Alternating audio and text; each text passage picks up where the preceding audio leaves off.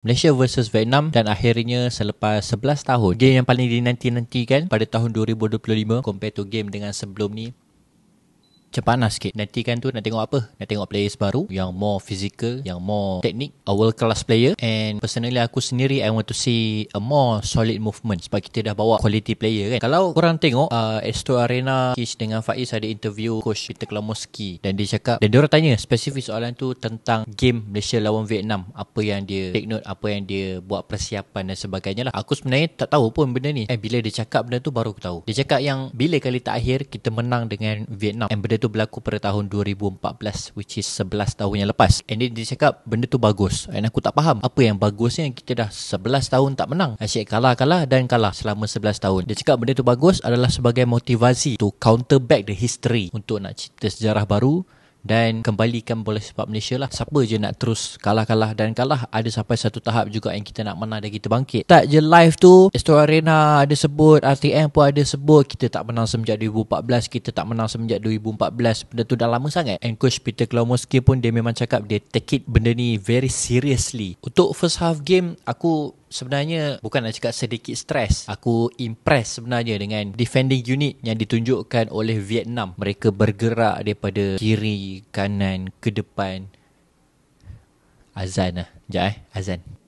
Okay, kita sambung. Tapi aku happy sebab aku nampak Noah Liner cut the tempo of the game. Waktu kata Vietnam nak pergi attack, aku tengok Hector Havel pergi press sampai habis. The first 30 minit aku tengok Hector Havel, aku cakap kau, dia ni, this guy somebody yang I need to looking forward lah. Sebab personally aku sendiri pun tak sempat kenal diorang. 5 orang baru yang diperkenalkan. And then sebelum ni pun yang left back yang baru join tu pun aku tak kenal lagi. Dia punya gameplay macam mana, nama penuh aku tak tahu, team mana diorang main. So game ni memang aku tengok game, aku tengok Instagram, cari profile diorang, tengok apa yang diorang ada, apa dia punya kelebihan, kaki kiri ke kaki kanan dan sebagainya lah. Aku enjoy tengok defending unit Vietnam, and aku enjoy tengok pressing daripada midfielder kita, Noah Liner dengan Hector Havel. At first aku kesian sebenarnya tengok Holgado, dia tak boleh buat apa-apa. Centre back Vietnam memang pegang dia habis-habis. Even kalau dia dapat bola, dia mesti sampai. Cari ruang nak dapatkan bola, kawan tu sampai. Ada injured lah, dia pergi challenge sampai berdarah kepala kawan tu. Aku underestimate Holgado sebenarnya at first half, tapi maybe dia nak follow the flow sahaja. Antara momen yang penting yang larian daripada Arif Aiman tu kan, aku cakap engkau, aku tengok centre back dia tu besar, sizing, very physical. Tapi bila dia bertembung dengan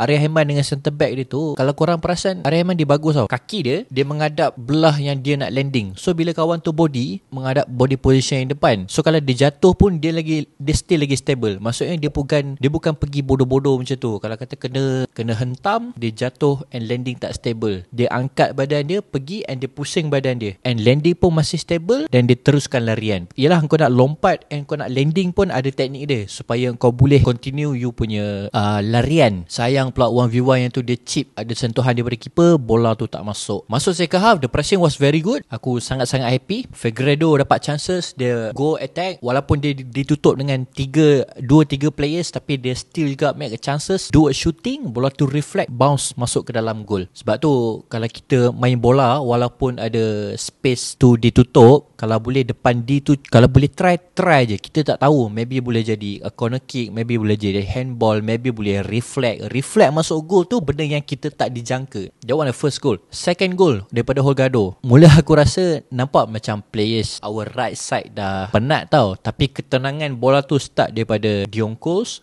and they curve forward to Arif Aiman, and then Arif Aiman tap sikit je kepada Holgado. This is a different class, a world class. Kalau kau tengok apa yang Holgado buat, dia buat 2 touches sahaja boleh score goal. First touches dia dah beat 2 players. First touches bola dia beat defenders, and then at the same time juga dia beat a goalkeeper. Second touches tap score a goal. Aku tengok, ini jarang dapat jumpa dekat Liga Malaysia. Ada Syafiq Ahmad pernah buat, Darren Lock pernah buat. This is yang local striker kita lah, yang aku tengok, yang aku pernah tengok live yang diorang buat gol macam ni. Tapi bila nak dapat selalu tu jarang. Tapi the second goal tu Holgado make it look very easy lah, and we got the second goal. Untuk ref, aku tak ada nak argue apa-apa lah. Cuma yang waktu Arif Aiman dijatuhkan tu lah, mungkin daripada angle dia tak nampak benda tu as a foul. Tapi bila kita tengok angle yang lain, nampak macam seolah-olah dia di body dan dijatuhkan dalam kotak penalti. Tapi aku tak stress pun benda tu. Maybe dia situasi 50-50. Maybe ref tahu rules yang lagi better lah dan keputusan yang patut dia ambil. Ya, ada orang